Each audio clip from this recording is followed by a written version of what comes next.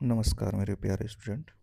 Hope कि आप सब अच्छे होंगे। मैं Suraj sir solve daily 10 question physics and chemistry with Suraj sir series में आपका स्वागत है। बच्चों, इस सीरीज के द्वारा हम रोजाना 10 महत्वपूर्ण प्रश्नों को सरल तरीके से सॉल्व करते हैं और उससे संबंधित टॉपिक का क्विक रिवीजन करते हैं। होप आप सबने क्वेश्चन को सॉल्व करने का प्रयास किया होगा।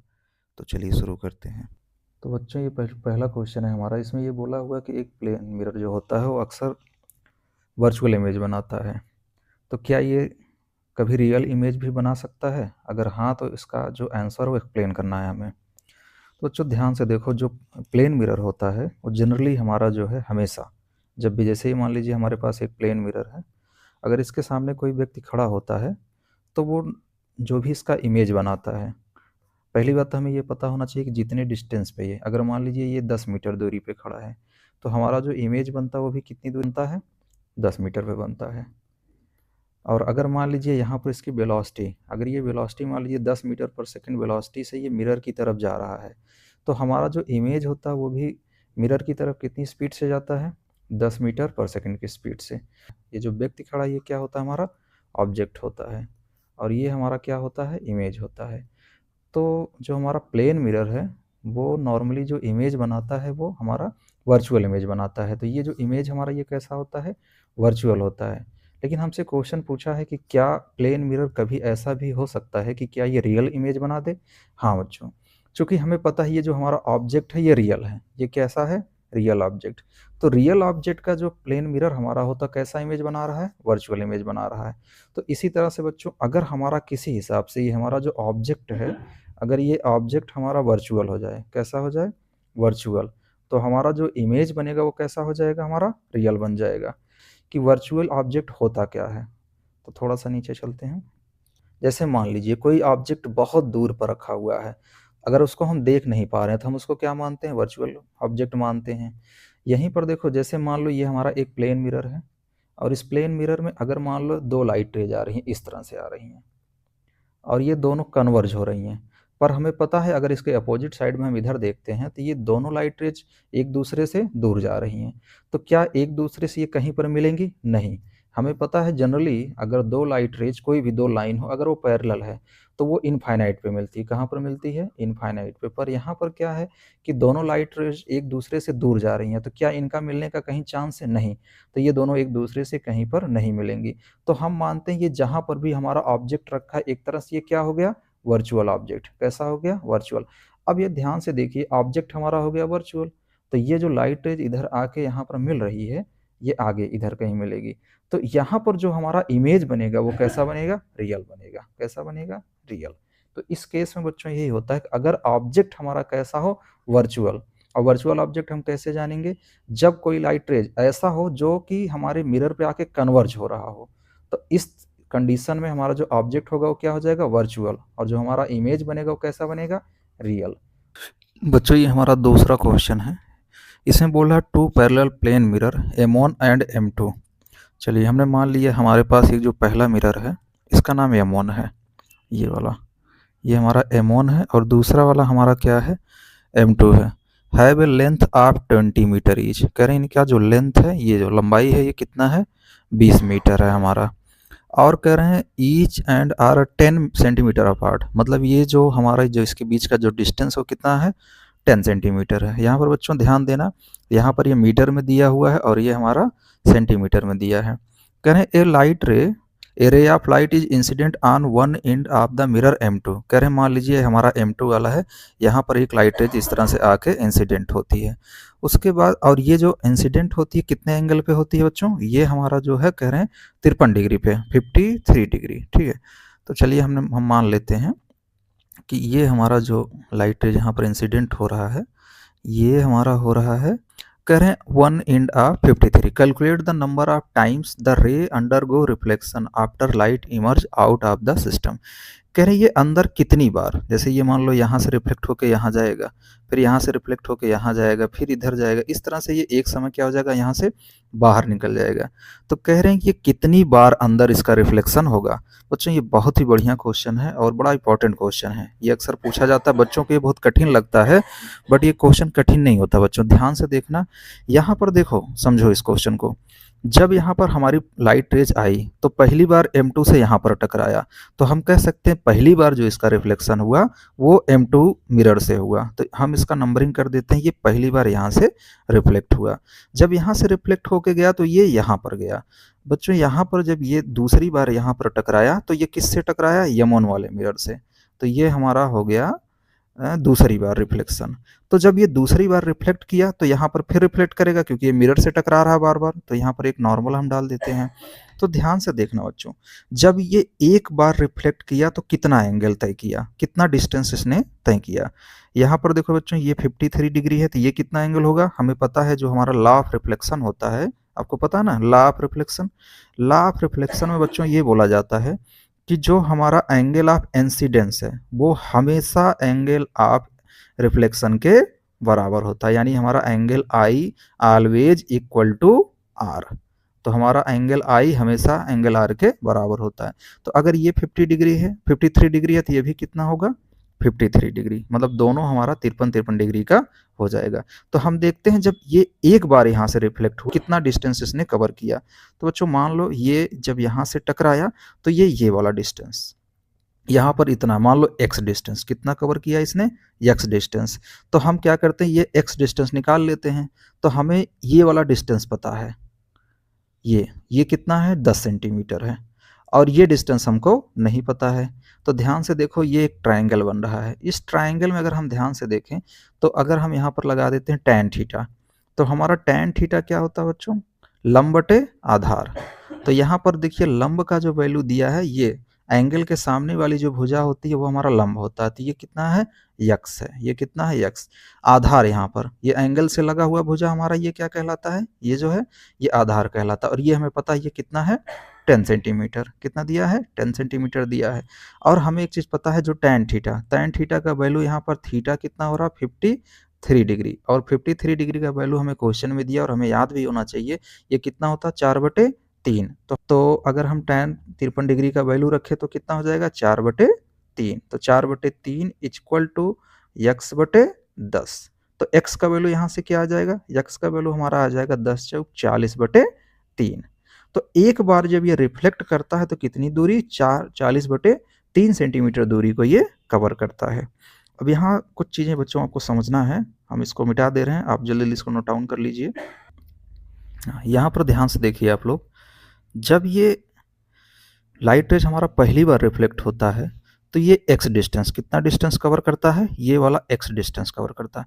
तो बच्चों जो ये x डिस्टेंस ऊपर कवर करता है तो उसी समय ये x डिस्टेंस कहाँ कवर करेगा, नीचे भी कवर करेगा, क्योंकि ये देखो यहाँ से चल के ये लाइट रेज यहाँ तक गई, यहाँ तक, तो ये ऊपर भी कवर करेगा और नीचे भी, मतलब ये इतना पूरा डिस्टेंस इसने कवर कर लिया। अब देखो दोबारा ये यहाँ पर दूसरी बार ये यहाँ से रिफ्लेक्ट हो रहा, जब ये यहाँ से रिफ्लेक्ट होगा तो ये यहाँ तक जाएगा, तो हम यहाँ पर भी एक नॉर्मल डाल देते हैं, जहाँ पर ये टकराता है वहाँ तुरंत क्या डालते हैं एक नॉर्मल। तो ध्यान से देखो दूसरी बार इसने ये वाला डिस्टेंस कवर किया, इस बार भी ये उतना ही डिस्टेंस तय करेगा, क्योंकि अगर ये एंगल हमारा 53 डिग्री है तो ये एंगल भी हमारा कितना होगा 53, और ये वाला एंगल भी हमारा कितना होगा 53, ठीक है ना, क्योंकि ये दोनों क्या है एकांतर एंगल, ये दोनों क्या है एकांतर कोण है, ठीक है। तो अगर यहाँ से ध्यान से देखा जाए तो ये हमारा कितना है 53 डिग्री है, और ये भी हमारा कितना हो जाएगा 53। तो इस बार भी ये कितना डिस्टेंस करेगा, x डिस्टेंस तय करेगा, ठीक है। दोबारा फिर यहाँ से ये तीसरी बार ये यहाँ से रिफ्लेक्ट करेगा, जब यहाँ से रिफ्लेक्ट करेगा तो ये यहाँ पर जाएगा। तो ध्यान से देखिए ऊपर वाला भी डिस्टेंस कवर करेगा, साथ साथ ये नीचे वाला भी पूरा डिस्टेंस ये कवर करेगा। तो इस तरह से इस क्वेश्चन में ये पूछा कि कितनी बार रिफ्लेक्ट करके ये निकल जाएगा। तो एक बार बच्चों ध्यान से देखो, सबसे बड़ा यहाँ पर समझने वाली ये चीज़ है कि जब ये एक बार रिफ्लेक्ट करता है तो एक बार रिफ्लेक्ट करने पे ये इतना डिस्टेंस, ये वाला डिस्टेंस, ये x डिस्टेंस को ये कवर करता है। फिर जब दोबारा रिफ्लेक्ट करता है तो फिर ये x डिस्टेंस कवर करता है। तो हम कह सकते हैं कि अगर इसका एक बार रिफ्लेक्शन होता है कितना डिस्टेंस बच्चों कवर कर रहा है 40/3 सेंटीमीटर, और चूंकि हमें पता है कि टोटल कितना इसके पास डिस्टेंस कितना कवर करना है, इसको 20 मीटर, यानी 20 मीटर को अगर हम सेंटीमीटर में बदलें तो हम कह सकते हैं 20 × 100, इतना डिस्टेंस इसे कवर करना है।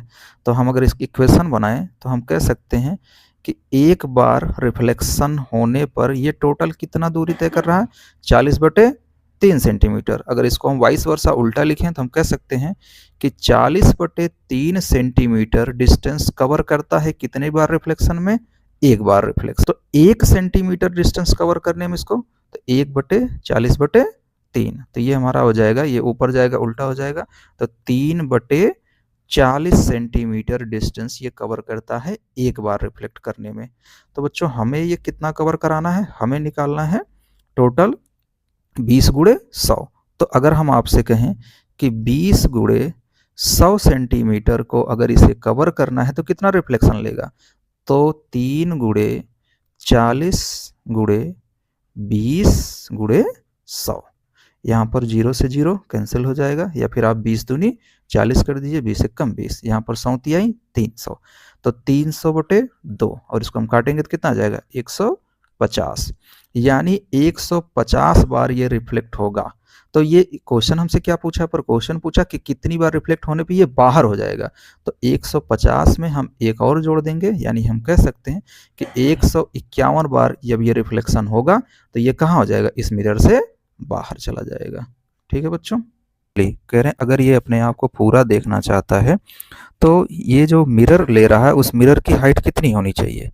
What should be the minimum length of mirror, मतलब मिरर की मिनिमम लेंथ कितनी होनी चाहिए?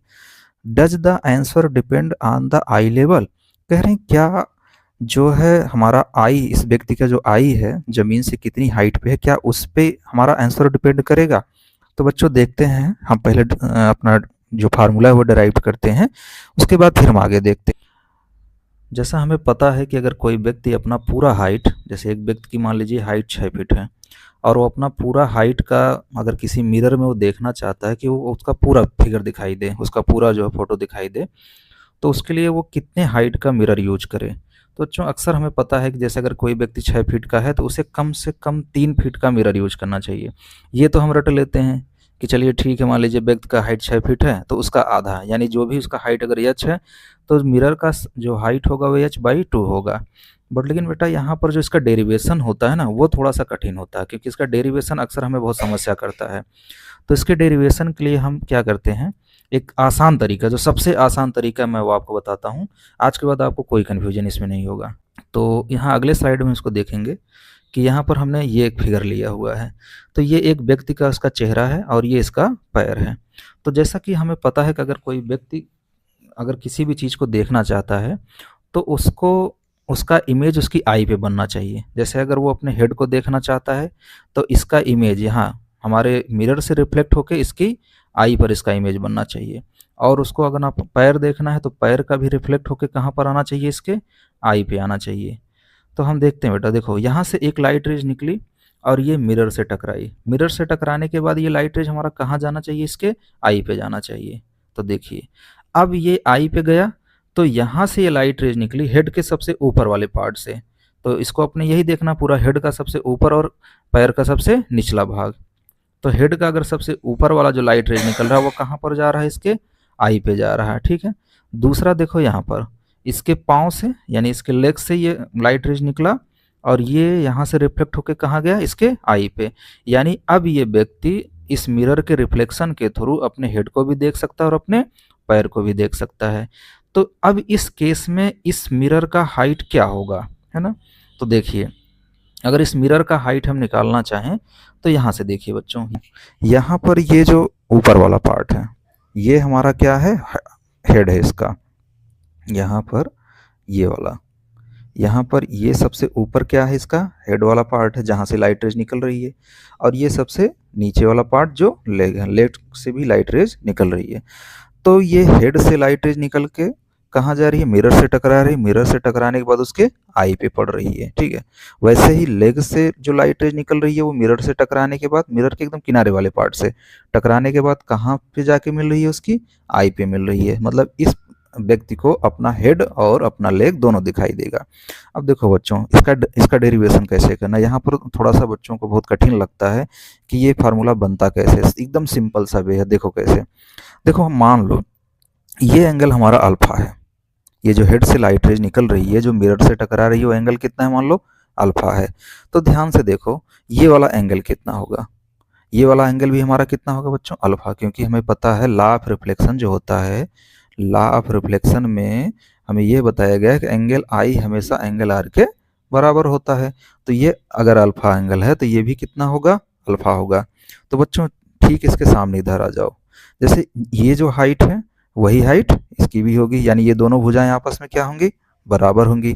तो चलो हम मान लेते हैं कि हेड से लेके आई तक का जो डिस्टेंस है वो मान लो यक्स है। कितना है बच्चों, यक्स है।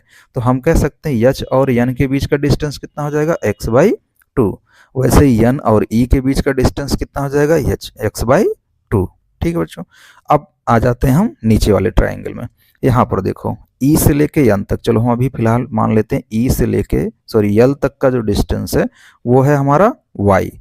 तो बच्चों अगर ध्यान से देखा जाए तो जो लेग से लाइट रेज निकल रही है इस पॉइंट बी पे जो टकरा रही है, यहाँ पर ये एंगल मान लो बीटा क्रिएट करता है। कितना बनाता है, बीटा। तो ये वाला एंगल भी कितना होगा, बीटा, क्योंकि हमें पता है लॉ ऑफ रिफ्लेक्शन में जो एंगल ऑफ इंसिडेंट होता है, एंगल ऑफ रिफ्लेक्शन, दोनों आपस में क्या होते हैं, बराबर होते हैं। तो अगर ये एंगल बीटा तो ये भी कितना होगा, बीटा होगा। उसी हिसाब से आधी कितनी होगी, वाई बाई टू, और ये भी कितनी होगी, आधी ये भी कितनी जाएगी, वाई बाई टू हो जाएगी। अच्छा, इसमें मिरर की हाइट कितना है, ये वाला, ये पूरा हमारा मिरर की हाइट है। तो यहाँ पर अगर हम कहें कि यहाँ से लेके यहाँ तक, यहाँ से लेके यहाँ तक, यन से यन डैश किसके बराबर होगा, ए बी के बराबर, यानी यही मिरर का हाइट है। तो हम अगर मिरर का हाइट निकालना चाहे, ए बी का हाइट निकालना चाहे, तो ए बी का हाइट हमारे किसके बराबर होगा, यन डैश का। और यन डैश हमारा जो है यहाँ पर ध्यान से देखो क्या होगा बच्चों, यन डैश जो हमारा होगा, यन डैश हमारी जो हाइट होगी वो किसके बराबर होगी, यन ई प्लस ई एन। और यन ई कितना है बच्चों, एक्स बाई टू, है ना। और उसके बाद हमारा ई से यन की डिस्टेंस कितना है, वाई बाई टू, है ना। इसको अगर हम सॉल्व करें, इसका एलसीएम ले लें तो हमारा क्या हो जाएगा, x plus y by two. और ये किसका हाइट है, ये मिरर का हाइट है, यानी स्मॉल एच। और एक्स और वाई क्या है बच्चों, एक्स और वाई, एक्स प्लस वाई, देखो ये एक्स प्लस वाई कितना है, एक्स प्लस वाई हमने ले लिया था कितना, कैपिटल एच। तो हम एक्स प्लस वाई की जगह पर क्या रख सकते हैं, कैपिटल एच। तो capital H by two equal to small h. तो देखो प्रूफ हो गया ना, कितना आसान था, सिंपल सा वे था। हमें सिर्फ क्या करना था, हमें बस इतना जानना था कि अगर ये लाइट रेज हेड से निकल रही है तो यहाँ पर कितना एंगल बनाएगी, ये अल्फा बनाएगी। अगर ये अल्फा है तो ये भी अल्फा होगा। कैसे हमको पता, क्योंकि लॉ ऑफ रिफ्लेक्शन में angle of incident angle of reflection के हमेशा बराबर होता है।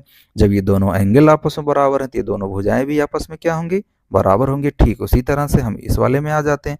यहाँ पर भी देखिए लाइट रेज जो लेग से निकल रही है, अगर मान लो यहाँ पर बीटा क्रिएट करती है तो यहाँ पर भी कितना बनाएगी बच्चों, बीटा बनाएगी। तो हम कह सकते हैं ये दोनों जो भुजाएं ये भी आपस में क्या होंगी, बराबर होंगी। अगर हमने मान लिया एच से लेके ई के बीच का डिस्टेंस कितना हमने मान लिया एक्स, तो ये इसका आधा होगा, तो कितना हो जाएगा, एक्स बाई टू हो गया। और ये भी कितना हो गया, एक्स बाई टू। ठीक उसी तरह से नीचे हम देखते हैं ई और एल के बीच का डिस्टेंस अगर हमने मान लिया वाई, तो ये डिस्टेंस कितना होगा, आधा, जिसका कितना होगा, वाई बाई टू। और ये भी कितना होगा, वाई बाई टू। और हमें पता है कि ये हमारी मिरर की क्या है, हाइट है। और इसके सामने वाली कौन सी भुजाई, ये है। तो ये दोनों हम क्या करेंगे, आपस में जोड़ देंगे। तो देखिए हम क्या करेंगे, N E plus E N dash, ये ई एन डैश बच्चों, ये ई एन डैश है। तो N E plus E N dash, और एन ई के बीच का डिस्टेंस एक्स बाई टू, और ई एन के बीच का वाई बाई टू। फिर हमने इसको क्या किया, एलसीएम ले लिया, तो हमारा x plus y by two. और हमें पता है एक्स प्लस वाई क्या है बच्चों, ये पूरी हाइट है, ये पर्सन की पूरी हाइट है। तो कितना हो जाएगा, एच बाई टू। ओके, जो हाइट ऑफ मिरर है वो कितना है, पर्सन के हाइट का आधा होना चाहिए। तो यहाँ ध्यान से देखो, क्या कहीं पर हाइट जो आई का हाइट है, क्या वो आया, कहीं पर भी नहीं आया डेरिवेशन में। तो हम यहाँ कह सकते हैं इस क्वेश्चन का जो आंसर होगा, तो जो कि पर्सन का हाइट कितना है, कह रहे हैं 1.5, है ना, यानी 1.5 मीटर है। तो मिरर इसको कितना लगाना होगा अपने सामने, तो जो मिरर की हाइट होगी वो 1.50/2 इक्वल टू हम कह सकते हैं 0.75 मीटर। तो हमारा ये आंसर आ जाएगा। तो हाइट ऑफ मिरर कितना हो जाएगा, 0.75 मीटर। क्लियर। तो यहाँ पर ध्यान से देखिए, जो ये है कि does the answer depend upon the I level, नहीं, इस पे डिपेंड नहीं करता। क्लियर। तो बच्चों ये हमारा तीसरा क्वेश्चन है। इस क्वेश्चन में बोला है कि an object is placed between two plane mirror inclined at 30 degree to each other, how many images will be formed. लेकिन अगर क्वेश्चन में बच्चों ये नहीं बोला है कि स्पेशली अगर ये ना बोला जाए कि हमारा ऑब्जेक्ट, जैसे ये देखिए ये ऑब्जेक्ट हमारा कहाँ पर रखा, बाइसेक्टर पे, तो अगर स्पेशली ये ना बोला जाए कि हमारा जो ऑब्जेक्ट है वो बाइसेक्टर पे रखा है, तो फिर हम ये मान लेते हैं कि ऑब्जेक्ट कहीं बीच में, यहाँ कहीं कहीं भी रखा गया है, मतलब बस हमारा कहाँ पर नहीं रखा गया, बाइसेक्टर पे नहीं रखा गया। तो हमारा जो सिंपल सा फार्मूला होता है वो फार्मूला होता है n equal to 360 by theta, 360 by theta. तो हमें पता है बच्चों, वैसे इसको एम लिखते हैं, तो हमारा जो भी आंसर आता है वो या तो हमारा दो आंसर आएगा, या तो हमारा क्या आएगा, इवन आएगा, या तो हमारा ओड आएगा। दो ही आंसर आ सकता है। इवन मतलब जैसे हम कह सकते हैं कि हमारा क्या 2 4 6 ऐसे बेटा, है ना, और ओड का मतलब 1 3 5 इस तरह का, है ना। तो इसमें ध्यान दीजिएगा कि अगर हमारा ऑब्जेक्ट कहीं प्लेन मिरर के बीच में रखा और बाइसेक्टर पे नहीं रखा है, तो जो हमारा ट्रिक होता है ना, वो ट्रिक ये होता है कि इस क्वेश्चन में हमेशा जो हमारा आंसर आता है वो क्या आता है, नंबर ऑफ इमेज का आंसर आता है ओड नंबर। कितना आता है, ओड नंबर। तो नंबर ऑफ इमेजेस जो भी होगा, चाहे जो एंगल दिया हो, आंसर हमेशा हमारा क्या आएगा, ओड नंबर। ठीक है। तो इस क्वेश्चन में हम देखते हैं बच्चों, एक चीज़ और हम आपको बता देते हैं कि इसका पूरा एक बढ़िया 4-5 मिनट का जो भी होगा एक वीडियो हमने बनाया हुआ है, यूट्यूब पे डाला हुआ है, तो आप वहाँ पर इसको जाके देख लीजिएगा। इससे संबंधित कोई भी क्वेश्चन आपका कभी गलत नहीं होगा। और सिर्फ इसमें एक क्वेश्चन नहीं, हमने वहाँ पर लगभग 5-6-7 क्वेश्चन लिया हुआ है, जिससे कि जो है आपका सारा कन्फ्यूज़न दूर हो जाए। वहाँ पर मैंने ट्रिक भी बताया है और क्वेश्चन प्रैक्टिस भी कराया है। तो आप जाके वहाँ पर क्वेश्चन प्रैक्टिस कर लीजिएगा और ये ट्रिक, वो वीडियो ज़रूर देख लीजिएगा, क्योंकि वहाँ पर मैंने ट्रिक बढ़िया से बताया है कि जब हमारा ऑब्जेक्ट बाइसेक्टर पे रखा हो या बाइसेक्टर पे ना रखा हो, तो दोनों कंडीशन में हम कैसे सॉल्व करेंगे, और उस क्वेश्चन को बिल्कुल आसानी से हम निकाल सकते हैं। तो चलिए बच्चों, इस क्वेश्चन को हम देखते हैं। तो हमारा जो फार्मूला होगा वो हमारा हो जाएगा है n equal to 360 by theta. तो हमें जैसा कि पता है कि इस टाइप के क्वेश्चन में अगर हमारा ऑब्जेक्ट जो है प्लेन ऑफ सिमेट्री यानी बाइसेक्टर के अलावा कहीं पर भी रखा है, तो जो हमारा आंसर आएगा वो हमेशा क्या आएगा, ओड आएगा। तो इस क्वेश्चन में देखते हैं बच्चों, हमारा 360 अपान थीटा, थीटा कितना दिया है यहाँ पर 30 डिग्री, तो 0 से 0 कैंसिल, और 3 12 जा, तो हमारा जो आंसर आ जाएगा वो आ जाएगा 12। तो बच्चों यहाँ पर जो 12 है वो कैसा नंबर है, हमें पता है ये हमारा इवन नंबर है। कैसा नंबर है, इवन। लेकिन हमें पता है इस टाइप के क्वेश्चन में अगर हमारा ऑब्जेक्ट बाइसेक्टर के अलावा कहीं पर भी रखा है, तो आंसर हमेशा क्या आना चाहिए, ओड आना चाहिए। तो हमारा लेकिन आंसर कितना आया, इवन। तो जो हमारा फाइनल आंसर आ जाएगा, तो नंबर ऑफ इमेज कितना हो जाएगा, नंबर ऑफ इमेज हमारा हो जाएगा 12 माइनस 1, तो हमारा ये आ गया 11। तो 11 हमारा कैसा नंबर है, ओड नंबर है। कैसा नंबर है, ओड। तो हमारा जो आंसर आएगा कितना आएगा, 11 इमेजेस। तो 11 इमेजेस टोटल बनेंगे। तो बच्चों क्वेश्चन नंबर 5 में दिया गया है कि एक बॉय है, मान लो कोई एक लड़का है, ठीक है, जिसकी हाइट कितनी है बच्चों, जिसकी हाइट जो है 1.8 मीटर है। तो इसमें ये बोला गया है कि and can see his image in a plane mirror. मान लीजिए इसके सामने एक क्या लगा हुआ है, प्लेन मिरर लगा हुआ है, फिक्स्ड ऑन वाला। हिज आईज आर इतना मीटर फ्रॉम द, करें इन, इसकी जो आई है यहाँ पर, मान लीजिए इसकी आई है वो ग्राउंड से कितने मीटर पे है, 1.6 मीटर पे है। The minimum length of mirror to see his full image. बच्चों देखो, इससे पहले वाले जस्ट क्वेश्चन में मैंने बताया था, पर्सन है उसका आई लेवल कितनी दूरी पर, उससे क्वेश्चन में आंसर हमारे कोई फर्क नहीं पड़ेगा। तो इस क्वेश्चन में हमें ये वाला जो वैल्यू दिया गया है वो हमें क्या है, भ्रम करने के लिए दिया गया है, जिससे हम भ्रमित हो जाएं। तो हमारा जो आंसर होगा वो डायरेक्ट क्या होगा कि जो भी होगा मिरर का, तो हमारे पता है कि हाइट ऑफ मिरर जो होता है व्यक्ति के हाइट के आधी होती है। एच लेते हैं तो स्मॉल एच बराबर हमारा हो जाएगा 1.8 अपान 2, यानी इसको हम काटेंगे तो जो हमारा वैल्यू आएगा वो 0.9 मीटर आ जाएगा, है ना। तो जो मिरर की हाइट होनी चाहिए कितनी होनी चाहिए, 0.9 मीटर। तो इस क्वेश्चन में बच्चों इसके आई लेवल से हमें कोई मतलब नहीं है, ये वैल्यू सिर्फ हमें क्वेश्चन में भरमाने के लिए दिया गया है। ठीक है, ओके। बच्चों हमारा छठा क्वेश्चन है, an object shaped as L is placed between two parallel plane mirror as shown in the first 7 closed image, how many laterally inverted images are formed, है ना। तो इसमें बच्चों बोला है कि कितने हमारे जो है लेटरली इन्वर्टेड इमेज होंगे, है ना। तो ध्यान से देखो बच्चों, इस टाइप के क्वेश्चन का एक हम अभी आपको करना भी बता देंगे और एक ट्रिक भी बता देंगे, ठीक है। तो जैसे ये मान लीजिए हमने ले लिया, ये हमारा जो मिरर है वो क्या है, M1 है, और ये वाला हमारा क्या है, M2 है। तो ये जितनी भी डिस्टेंस पे होगा M2 से, और ये जितना डिस्टेंस M1 से होगा, उतनी ही दूरी पर हमारा इमेज बनेगा। तो यहाँ पर देखो बच्चों, ये वाला इसके जस्ट सामने है, तो सबसे पहले ये इस तरह से बनाएगा। ये हो गया हमारा पहला इमेज, है ना। उसके बाद ध्यान से देखिए, इस यल का इधर भी बनेगा, M1 के द्वारा भी बनेगा। तो यहाँ पर देखिए, ये वाली लाइन पहले है और ये वाली लाइन दूर है ना।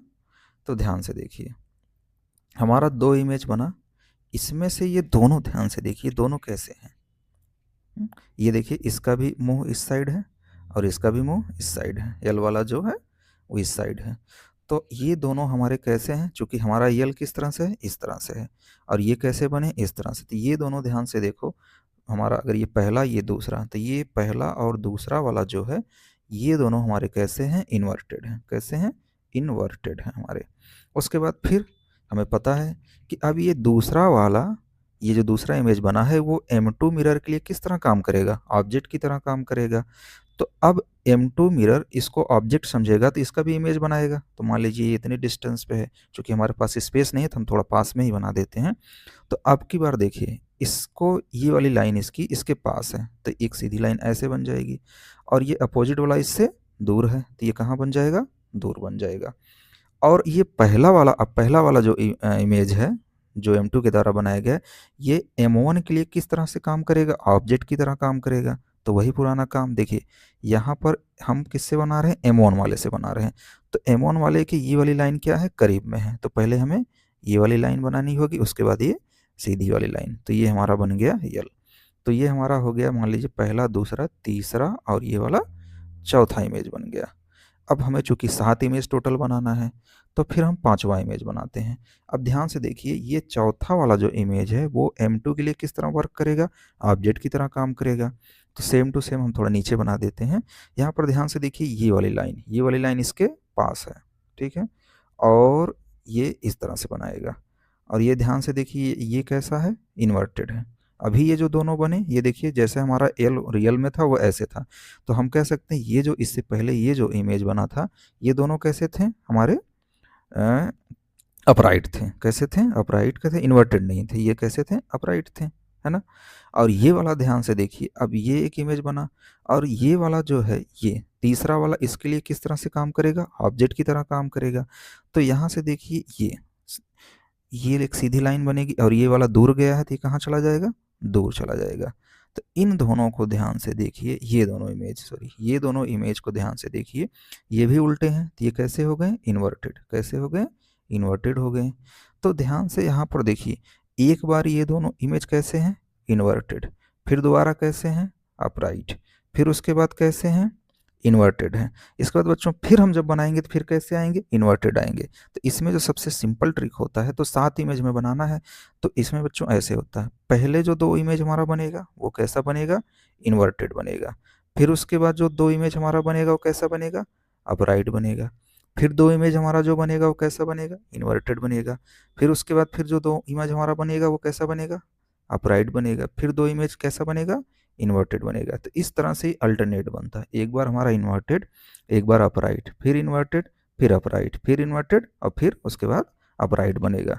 तो हम देख लेते हैं कितना इमेज हमें टोटल बनाना है, 2, 2 4, 2 6 और 1 7। तो ये हमारा कैसा है, यहाँ पर 2 हमारा इन्वर्टेड हो गया, प्लस यहाँ पर ये तो अपराइट है तो ये हमें लेना नहीं है। उसके बाद फिर इन्वर्टेड होगा तो फिर हम 2 ले लेंगे। अभी तक हमारा कितने इमेज है, 2, 2 4, 2 6 और 1 7। ये वाला कैसा है, ये अपराइट है, तो अपराइट वाला हमें लेना ही नहीं है। तो टोटल जो हमारा हो जाएगा कितना आएगा, टोटल 4 इमेज होगा। तो बच्चों इसमें सबसे सिंपल सा जो ट्रिक हमें लगाना है, इस ट्रिक में बच्चों पहले जो 2 इमेज बनता है आप याद रखिएगा, पहले 2 इमेज कैसा बनेगा, इन्वर्टेड बनेगा। फिर अगला 2 इमेज कैसा बनेगा, अपराइट बनेगा। फिर अगला 2 इमेज कैसा बनेगा, इन्वर्टेड। इसी तरह से आप करते जाइए। अब जैसे आपसे चाहे इसमें 2 4 6 10 यहाँ पर जैसे दिया ना, कि 7 इमेज दिया है, फर्स्ट 7 इमेज दिया, अब 7 के बजाय कोई भी दे दे आप इस क्वेश्चन को कर लेंगे। तो इतना आपको करने की ज़रूरत नहीं है, बस आप ये ट्रिक याद रखिएगा 2-2 का, पहले 2 इन्वर्टेड फिर 2 अपराइट फिर 2 इन्वर्टेड फिर 2 अपराइट, इस तरह से करते चले जाएंगे। यहाँ पर मान लीजिए अगर 10 इमेज दिया है, 12 इमेज कुछ भी दिया हो, तो हम इसी ट्रिक से अपना आंसर निकाल लेंगे। एकदम बढ़िया ट्रिक है ना बच्चों। ओके बच्चों, ये क्वेश्चन नंबर 7 है। इसमें दिया एक plane mirror is placed horizontally on the level ground at the distance of 60 metre from the foot of a tower. Light ray from the top of the tower falling just on the edge of the mirror suffer a deviation of 90 degree. The height of tower is. बच्चों इस question में ये बोला है कि एक हमारे पास tower है, ये हमारा क्या है, टावर है, और यहाँ से कह रहे हैं इसके ऊपर वाले किनारे से ऊपर से एक लाइट रे चल रही है, जो हमारा कहाँ पर आके टकरा रही है बच्चों, जस्ट मिरर के एक किनारे से टकरा रही है और सफ़र करती है डेविएशन ऑफ 90 डिग्री। तो बच्चों हमें पता है कि जब ये प्लेन मिरर से लाइट रेज टकराएगी तो यहाँ से क्या होगा, ये रिफ्लेक्ट करेगी, तो रिफ्लेक्ट होके ये सीधे इधर चली जाएगी। तो कह रहे हैं कि ये अपना 90 डिग्री डेविएशन शो करता है। तो डेविएशन बच्चों ये होता है कि जैसे मान लो अगर हमें कहीं पर जाना है, मान लो पॉइंट ए से हमें कहाँ जाना है, पॉइंट बी पे जाना है, लेकिन हम जितना डेविएट हो जाते हैं, जैसे मान लीजिए हमें पॉइंट बी पे जाना, बी पे ना जाके हम कहीं पॉइंट सी पे पहुंच गए, हमें जाना था कहाँ पर, बी पे, पर पहुंच गए हम कहाँ पर, सी पे। तो ये जो बीच का एंगल है ना, यही क्या कहलाता है, हमारा डेविएशन एंगल कहलाता है। तो नॉर्मली बच्चों यहाँ पर एक चीज़ होता है कि अगर मान लीजिए यहाँ पर ये मिरर ना रखा होता तो ये लाइट रेज ऐसे सीधे ऐसे ऐसे करके निकल जाता, सीधे आगे निकल जाता। कह रहे हैं पर इस मिरर के रखने के कारण ये अपने पथ से क्या हो गया, भ्रमित हो गया। तो कितना भ्रमित हुआ, ये इस एंगल पे। तो कह रहे हैं ये जो एंगल है, जो डेविएशन है, वो कितना हमारा डेल, डेल इक्वल टू कितना है, 90 डिग्री है। अच्छा बच्चों हमें ये भी पता है कि अगर कोई लाइन एकदम सीधे हो तो पूरा एंगल कितना होता है, पूरा एंगल हमारा होता है 180 डिग्री होता है। और इसमें ये हमें पता है ये इतना एंगल कितना है बच्चों, ये 90 डिग्री है। तो ये भी कितना हो जाएगा हमारा, 90 डिग्री हो जाएगा, क्योंकि 90 90 180 डिग्री। तो बच्चों यहाँ पर देखिए ये लाइट रेज हमारा टकराता है, तो हम यहाँ पर क्या करते हैं, एक नॉर्मल डालते हैं। तो हम जहाँ पर भी लाइट रेज टकराता है वहाँ पर तुरंत हम क्या डालते हैं, एक नॉर्मल डाल देते हैं। तो जब हम नॉर्मल डालेंगे तो ये आधा एंगल हमारा कितना हो जाएगा, 45 डिग्री हो जाएगा, और ये आधी एंगल कितनी हो जाएगी, 45 डिग्री हो जाएगी। ठीक है बच्चों, तो हमें पता चल गया कि ये डिग्री, ये भी हमारा कितना एंगल 45 डिग्री, ये भी कितना हो जाएगा 45। ये 45 क्यों होगा, क्योंकि हमें पता लॉ ऑफ रिफ्लेक्शन होता है, एंगल आई हमेशा एंगल आर के बराबर होता है। तो अगर ये 45 डिग्री होगा तो ये भी कितना हो जाएगा, 45 डिग्री।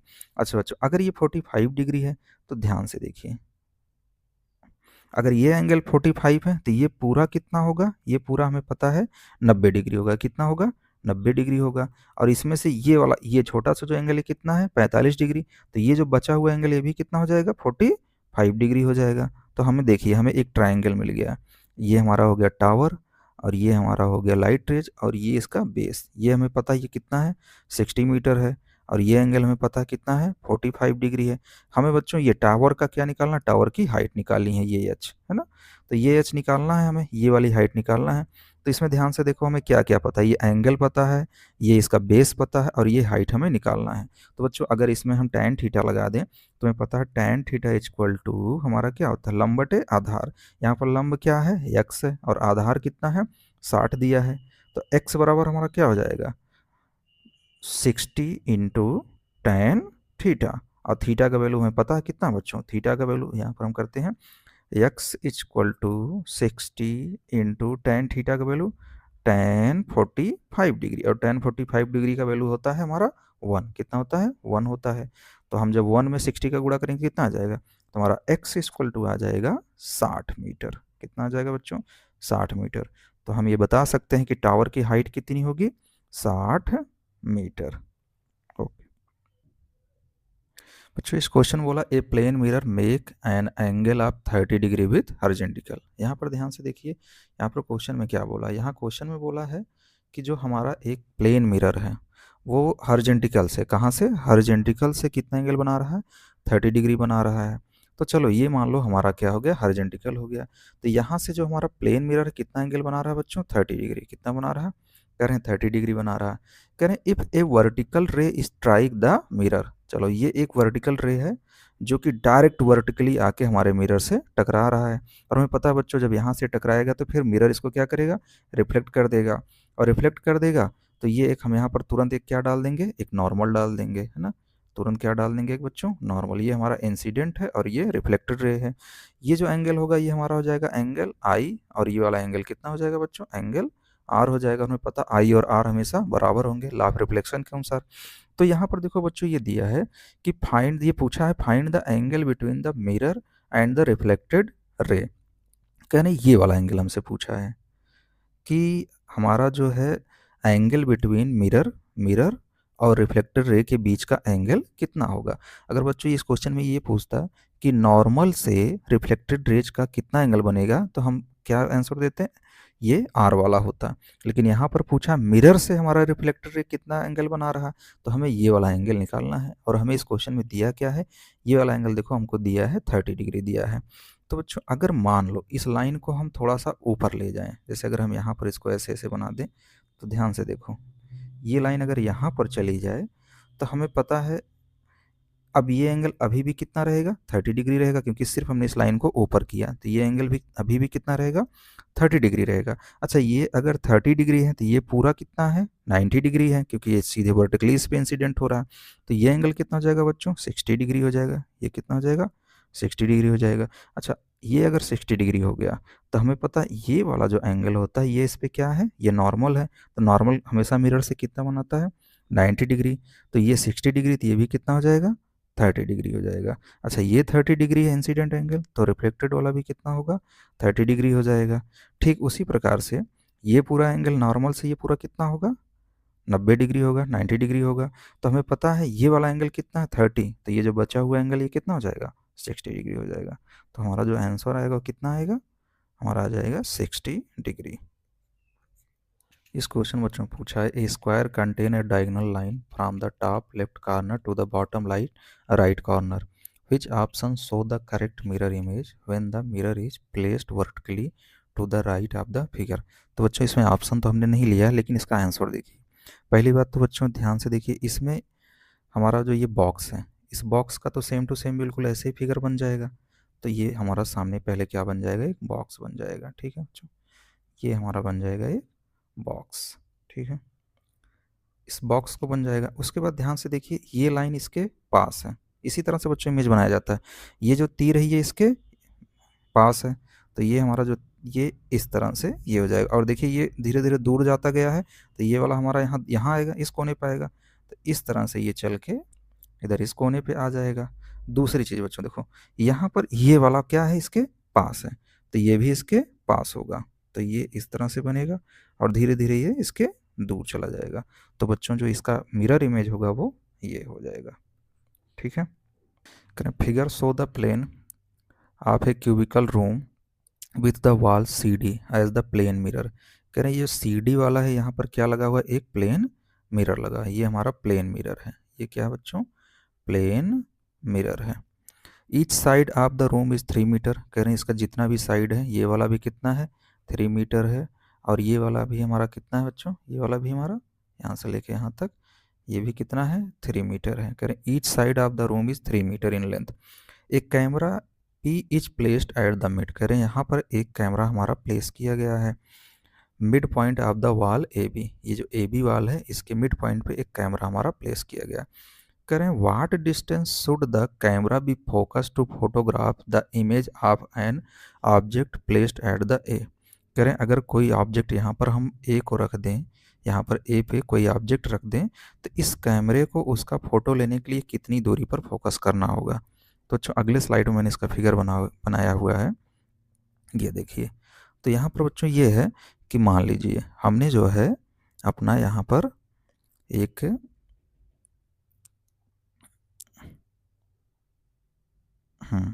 तो यहाँ पर हमने ए पॉइंट पे एक कोई ऑब्जेक्ट रख दिया। तो उस ऑब्जेक्ट को देखने के लिए इस कैमरे को कहाँ पर फोकस करना होगा। अब बच्चों ये सामने तो इधर फोकस कर नहीं सकता क्योंकि ये यहाँ पर मिड पॉइंट पे रखा है। तो इसका हम पहले देखेंगे इमेज कहाँ बन रहा है। तो ये जो हमारा ऑब्जेक्ट है, चूँकि यहाँ पर क्या है, एक मिरर है, तो इस मिरर के कारण इधर अगर इसका ऑब्जेक्ट का मिरर से डिस्टेंस कितना है, 3 मीटर है। तो हमें पता है मिरर से जितनी दूरी पर ऑब्जेक्ट होता है उतनी ही दूरी पर उसका क्या बनता है, इमेज बनता है। तो ये उसका क्या है, इमेज है। तो इस इमेज का भी डिस्टेंस कितना होगा, 3 मीटर हो जाएगा। तो अगर हम देखें यहाँ से लेके यहाँ तक टोटल डिस्टेंस, यहाँ से लेके यहाँ तक टोटल डिस्टेंस कितना हो जाएगा, 3 मीटर हो जाएगा, ठीक है। अच्छा बच्चों, तो अगर इस कैमरे को, इस ऑब्जेक्ट को देखना है तो इसको कहाँ पर फोकस करना होगा, इसके मिरर इमेज पे। तो इसका मिरर इमेज कहाँ पर बन रहा है, यहाँ पर बन रहा है, तो यहाँ पर इसको फोकस करना होगा। तो बच्चों यहाँ से लेके, यानी पॉइंट P से लेके, ये पॉइंट मान लो हम कोई मान ले x, तो पॉइंट P से लेके x के बीच की अगर दूरी हमें ज्ञात हो जाए तो हमें पता चल जाएगा कि हमारा कैमरा कहाँ पर फोकस करना है। तो देखो बच्चों, सिंपल सा ये एक ट्रायंगल बना हुआ है, ये देखो यहाँ पर हमारा क्या रखा है, ऑब्जेक्ट रखा है, और ऑब्जेक्ट से कितनी दूरी पर हमारा 6 मीटर, 3 + 3, ठीक है बच्चों, ये हमारा, सॉरी ये 6 मीटर होगा, ये कितना हो जाएगा, 6 मीटर हो जाएगा, ठीक है ना बच्चों, ये हमारा हो जाएगा 6 मीटर हो जाएगा। तो यहाँ पर मान लीजिए हमारा क्या बना है, एक इमेज बना है, ये कितनी दूरी पर है, 6 मीटर पर है। और बच्चों हमारा जो कैमरा है वो यहाँ मिड पॉइंट पे है, तो ये कैमरे की दूरी यहाँ से यहाँ कितनी है बच्चों, चूँकि हमें पता है ये पूरा साइड कितना है, यहाँ से लेके यहाँ तक का डिस्टेंस कितना है, 3 मीटर, और ये मिड पॉइंट पे रखा है, तो यहाँ से लेके यहाँ तक के बीच की दूरी कितना हो जाएगा, 1.5 मीटर हो जाएगा। तो ये डिस्टेंस हमारा हो जाएगा 1.5 मीटर, और ये डिस्टेंस कितना हो गया, 6 मीटर। हमें ये वाला निकालना है, तो इसका मान लीजिए ये ट्रायंगल ए बी और एक्स हमारा हो गया, तो ये डिस्टेंस हमें निकालना। मान लीजिए ये डिस्टेंस हमने कितना मान लिया, y, तो हमें पता है सिंपल सा ट्रायंगल का रूल, हमारा जो y स्क्वायर हो जाएगा, वो हमने पढ़ा ना, AC स्क्वायर बराबर AB square plus BC square, तो y स्क्वायर बराबर हो जाएगा AB का स्क्वायर, AB कितना है 1.5 का स्क्वायर, प्लस BC का स्क्वायर, BC कितना हमारा 6, तो 6 का स्क्वायर। तो अगर हम यहाँ से y निकालना चाहें तो y हमारा हो जाएगा रूट में, और रूट में हमारा 1.5 इंटू 1.5 2.25 हो जाएगा, प्लस 6 इंटू 6 36 हो जाएगा, 6 इंटू 6 36। इसको बच्चों हम जोड़ेंगे तो ये हमारा आ जाएगा 36 + 2 38.25। अगर इसका हम एलसीएम निकालेंगे तो जो हमारा आंसर आएगा वो हमारा आ जाएगा 6.18। तो ये वाले डिस्टेंस बच्चों कितना हो जाएगा, 6.18 मीटर। तो कैमरे को कितना दूरी पर फोकस करना होगा, 6.18 मीटर पे, ठीक है।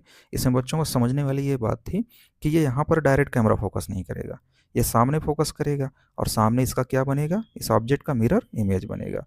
तो वो अपने इमेज पे, जो इसका इमेज वहाँ पर फोकस करना होगा तभी इसको ये दिखेगा। तो फोटो खींचने के लिए इसको इस डिस्टेंस यानी 6.18 मीटर पे इसको फोकस करना होगा। थैंक यू बच्चों। ये 10 क्वेश्चन का सीरीज आपका ख़त्म होता है। आगे हम फिर 10 क्वेश्चन लेके आएंगे। अब की बार हम केमिस्ट्री का भी क्वेश्चन लेके आ रहे हैं, तो आप फिजिक्स और केमिस्ट्री दोनों का 10-10 क्वेश्चन करते रहिए। इसमें हम आपको बच्चों ट्रिक भी बताएंगे, है ना, बढ़िया बढ़िया ट्रिक भी आपको मिलेगा, क्वेश्चन करने का तरीका भी मिलेगा। तो आप जुड़े रहिए हमारे चैनल से, और चैनल को सब्सक्राइब, शेयर, लाइक, सब्सक्राइब और शेयर कर दीजिए, है ना। आप लोग सब्सक्राइब करेंगे तभी तो हमें मोटिवेशन मिलेगा, है कि नहीं। Okay, thank you.